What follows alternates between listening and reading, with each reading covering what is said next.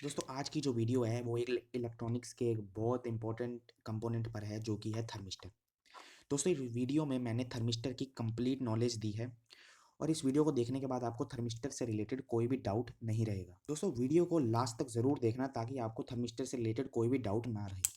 दोस्तों अगर आपने चैनल को अभी तक सब्सक्राइब नहीं कर रखा है तो प्लीज़ सब्सक्राइब कर लेना क्योंकि इससे मुझे सपोर्ट और आपको नई वीडियो मिलती रहेगी। तो दोस्तों समझते हैं थर्मिस्टर क्या है। थर्मिस्टर जो एक थर्मल रजिस्टर है जो कि एक सेमीकंडक्टर डिवाइस है। मतलब थर्मिस्टर जो है एक टाइप का रेसिस्टर है जो टेम्परेचर को मेजर करने के लिए यूज़ किया जाता है। थर्मिस्टर जो है अपना रेसिस्टेंस जो है टेम्परेचर के अकॉर्डिंग चेंज करता है। थर्मिस्टर का जो है वो negative temperature coefficient of resistance होता है जिसको हम एनटीसी भी कहते हैं। एनटीसी का मतलब है negative temperature coefficient of resistance. मतलब जब हमारा टेम्परेचर बढ़ेगा तो हमारे जो थर्मिस्टर है उसका रेसिस्टेंस कम हो जाएगा। टेम्परेचर 1 डिग्री सेल्सियस मान लीजिए बढ़ता है तो रेसिस्टेंस की कुछ पर्टिकुलर वैल्यू कम हो जाएगी थर्मिस्टर के लिए।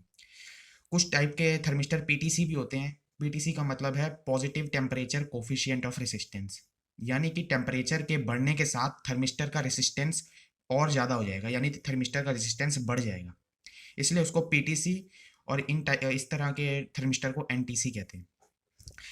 अब जो थर्मिस्टर है वो 100 डिग्री सेल्सियस से लेके -100 डिग्री सेल्सियस से लेके 400 डिग्री सेल्सियस तक का टेम्परेचर मेजर कर सकते हैं।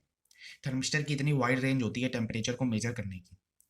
अब ये थर्मिस्टर का जो है एक सिंबल है, कई लोग सिंबल कहीं जगह आपको सिंबल ऐसे भी देखने को मिलेगा, तो ये भी एक थर्मिस्टर का ही सिंबल है और जनरली हम ये सिंबल भी यूज़ करते हैं थर्मिस्टर के लिए। अब देखते हैं कि थर्मिस्टर वर्क कैसे करते हैं। ये आपको ये सर्किट दिख रहा होगा। थर्मिस्टर जो है किसी भी सर्किट में इसी तरह लगता है। ये थर्मिस्टर है, हम उसको एक पर्टिकुलर वोल्टेज सोर्स देते हैं और एक मीटर के साथ लगाते हैं। यहाँ पर हमने लिखा है एमएमीटर। एमएमीटर किस लिए होता है? करंट को मेजर करने के लिए। इस सर्किट के अंदर जो है करंट वेरी करेगा। क्यों? क्योंकि थर्मिस्टर का रेसिस्टेंस टेम्परेचर के साथ वेरी करेगा और टेम्परेचर के साथ जब रेसिस्टेंस वेरी करेगा इस सर्किट में, तो वोल्टेज तो कांस्टेंट होने की वजह से रेसिस्टेंस जो करंट है इस सर्किट में वो कम या ज़्यादा होगा।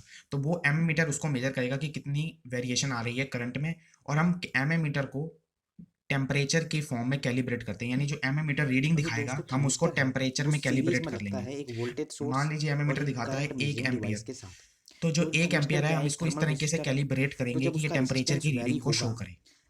तो वो क्या करेगा, जो हमारा एमीमीटर हमने सर्किट में लगा रखा था उसकी रीडिंग को चेंज करेगा। उसकी रीडिंग जो है हमने टेम्परेचर में कैलिब्रेट कर रखी है, तो यानी कि अब थर्मिस्टर डायरेक्टली टेम्परेचर को शो करेगा जो एमीमीटर हमने लगाया था। अब जब टेम्परेचर चेंज होगा तो रेसिस्टेंस भी थर्मिस्टर का वेरी करेगा और थर्मिस्टर के वेरिएशन के वजह से करंट रेसिस्टेंस के वेरिएशन की वजह से जो करंट है सर्किट के अंदर वो वेरी करेगा। और यही जो करंट मेजर जो वेरी करेगा ये एमीमीटर के द्वारा मेजर किया जाएगा और हमें पता है हमने एमीमीटर किस में कैलिब्रेट कर रखा है? टेम्परेचर में।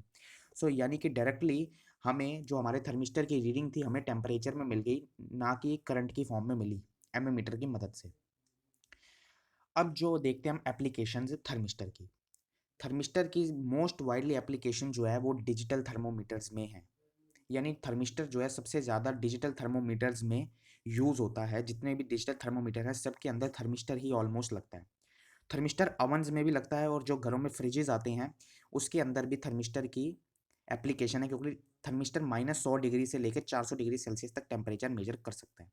और थर्मिस्टर जो है इंडस्ट्रीज़ में भी यूज़ होता है।